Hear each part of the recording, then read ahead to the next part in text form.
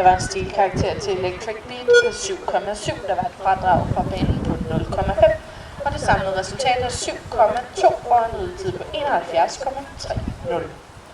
På banen er der givet startsignal til start nummer 27, Charlotte Andersen og Leibborns Quick Test. Start nummer 28, Anne Dorte Møller og Nihard holder klar, sammen med start nummer 29, Georgia Timmermann.